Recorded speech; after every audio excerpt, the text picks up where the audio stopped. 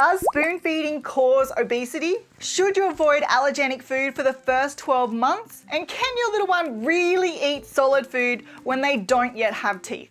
These are just a few of the many questions parents ask when they're about to transition their little one onto solids. But which one of these are myths and which one of them are true? You are definitely going to be a little bit surprised by some of these answers. So let's dive in and talk about the most common myths when it comes to starting solids. So let's start with one of the stranger ones, that spoon feeding your little one is going to cause obesity.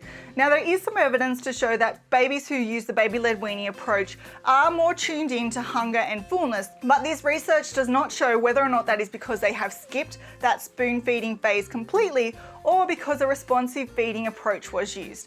Now responsive feeding is a key approach to baby-led weaning where the baby decides what will go into their mouth and when they have finished. Now the trouble that parents often fall into with spoon feeding is that they will continue to feed their baby even when that little one has clearly indicated that they are full. And when they do that, it overrides those internal body signals that they are full and they need to keep eating. And then of course, this will result in overeating. So if you are going to spoon feed your little one, it's important to use responsive feeding techniques, which you can totally do. You just need to pick up on your little one's cues that they are telling you they are full. And they do that either by shaking their head, pursing their lips, arching away from you, throwing away the food, or starting to cry. And when you see this, you definitely need to stop trying to put one more spoon into their mouth and respond to their cues so that it does not lead to overeating. Regardless of the approach you choose to use when you're introducing solids to your little one, you do want to check out my free mealtime essentials list,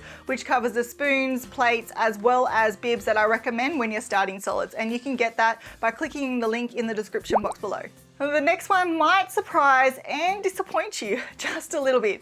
If you were thinking about starting solids because you wanted your little one to sleep through the night, then unfortunately this is a myth. Starting solids is not going to help your little one sleep through the night, and we do notice that around 3 to 5 months of age, babies' sleep patterns mature and they start to wake up between sleep cycles. And if your little one is waking up between sleep cycles and needing someone or something to get them back to sleep, then they are going to continue to call out through the night to get that to fall back asleep.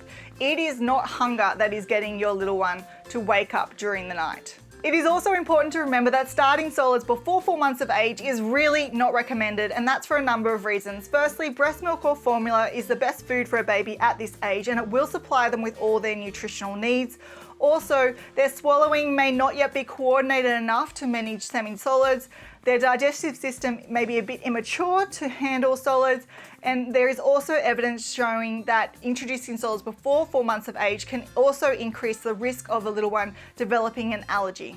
Currently, the World Health Organization recommends starting solids at around 6 months of age. The next myth is that a baby's first food has to be iron fortified cereal. Now, it is true at 6 months of age, your baby's iron stores may be getting low, and iron is extremely important for their growth and development and a strong immune system. So it is important that their first food is high in iron. So it's an iron-rich food. But iron-rich food can be lots of different food. It can be meat, poultry, fish, beans, lentils, or iron-fortified cereal. So if you want to start your little one on iron-fortified cereal, then that is completely fine. But if you do not, then you can use any of those other iron-rich sources of food to give to your little one. There is also the belief that little ones should not have allergenic food in the first year of life. Now, research is actually showing that the delayed introduction of allergenic food can actually increase the risk of a little one developing a food allergy. So if your little one comes from a family where there is no family history of allergies or intolerances, then they can have allergenic food when they first start solids. If your little one does come from a family history where there are intolerances or allergies, then it's a good idea to check in with your doctor to see how you might go about introducing these foods, which are high allergy foods. The next myth is that babies need teeth to safely manage solids. Now, this statement is completely false. The teeth that we actually use to chew food are our molars, and for babies, that actually doesn't erupt until well after a year. The first teeth that they tend to get are the very front teeth, and those teeth are used for biting. So if we are waiting for our little one to get those molars, we're going to be waiting a long time before we introduce solids. Babies can actually safely manage mashable food by using their gums. So their gums are extremely strong and they're able to mash that food and then safely swallow it. Another myth is that when your baby starts reaching for your food, they are ready to start solids. Now you are going to notice that your little one starts to reach for your food at 3 and 4 months of age. And this is not an indication that they are ready to start solids. Rather, it's an indication that they have more control over their arms than they did as a newborn. Signs that your baby is ready to start solids is when they are able to sit up with minimal support and they're able to keep their head upright.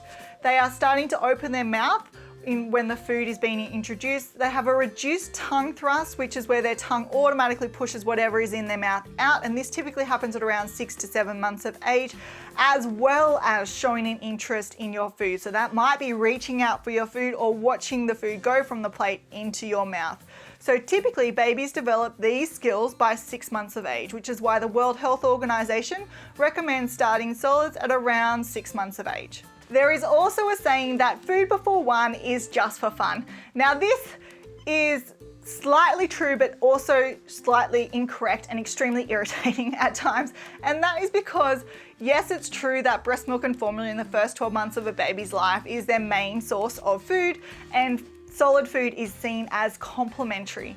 But when your little one is having solids, they are getting lots of nutritional benefits from those solids, as well as learning important developmental and oral motor skills, which will mean that when they are ready to progress to having solids full time, that they have the ability to do that.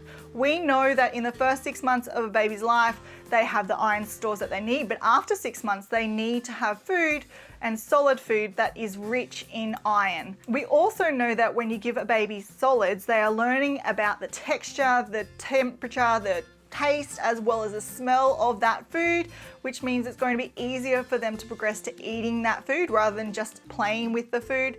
They are also developing the oral motor skills required to safely chew and manage a variety of different textures, and as well as developing the skill to safely feed themselves. Now this is going to make it so much easier when they transition to just having solids in the future.